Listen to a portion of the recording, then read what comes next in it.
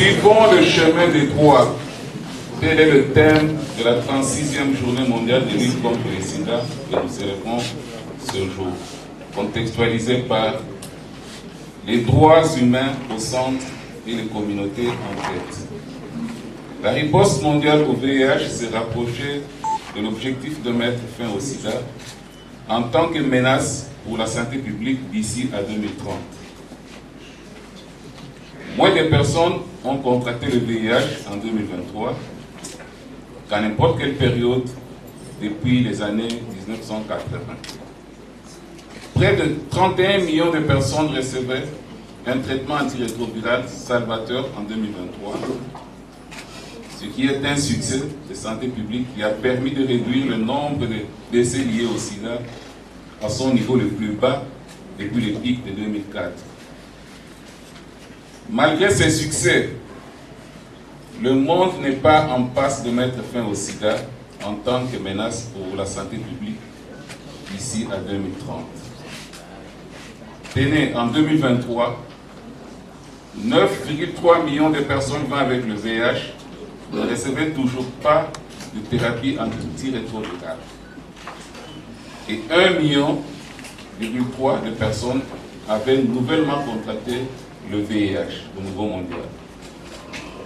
En République démocratique du Congo, quand bien même le nombre de contaminations a chuté de 58% et que les décès ont chuté de 72% depuis 2010 dans le pays, le manque de tests et des ruptures de traitement compliquent la maîtrise de l'épidémie. Malgré des avancées considérables, les lacunes persistent sur les tests de dépistage, le suivi de la charge vitale et parfois de traitement. Des ruptures d'approvisionnement existent.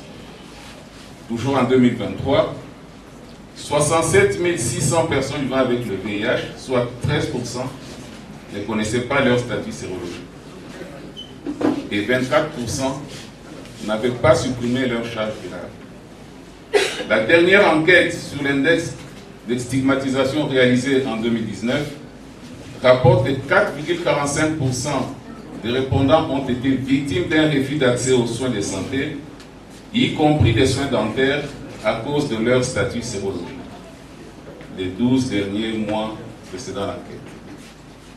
Cette prévalence de la stigmatisation en milieu de soins de santé a influé sur les attitudes des personnes vivant avec le VIH, car 20,9% des répondants ont évité d'aller dans une formation sanitaire au moment où ils en avaient besoin. La loi numéro 18-012, modifiant et complétant la loi 08-011 du 14 juillet 2008, portant protection des droits des personnes vivant avec le VIH et des personnes affectées, en son article 37, limite l'accès ou l'âge, limite plutôt le dépistage aux mineurs pendant que les données montrent que l'âge du premier acte sexuel diminue. Encore une barrière d'accès au dépistage pour les adolescents et jeunes. La couverture santé universelle signifie que chaque personne peut avoir recours aux services de santé dont elle a besoin, où et quand elle en a besoin, sans être exposée aux difficultés financières.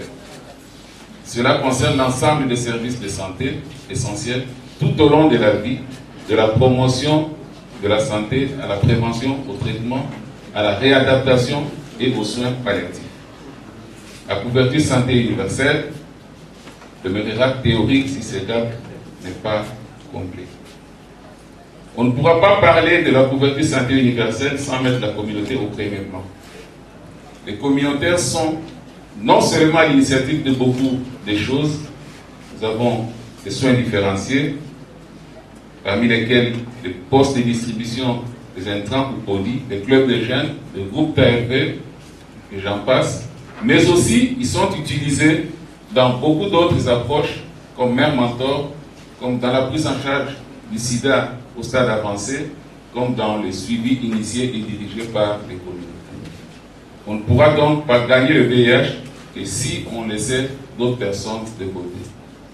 À la veille de 2030, sous l'élan de la couverture santé universelle et de la durabilité, point n'est besoin de rappeler que le départ de partenaires est à 50% en téléchargement.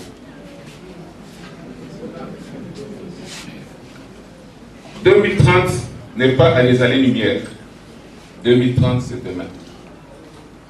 Et c'est maintenant qu'il faut penser durabilité. C'est maintenant qu'il faut penser pérennisation. Et c'est maintenant qu'il faut penser consolidation des acquis.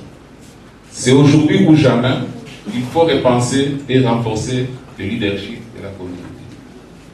C'est ici l'occasion de rappeler, Monsieur l'Excellence, que l'un des deux plus gros bailleurs de fonds dans la lutte contre le VIH, nous citons le Fonds mondial, dans sa lettre du 20 septembre 2024, réclame un remboursement de dépenses inéligibles cumulées d'un montant d'un peu plus de 5 millions de dollars américains, au risque de perdre 14 millions.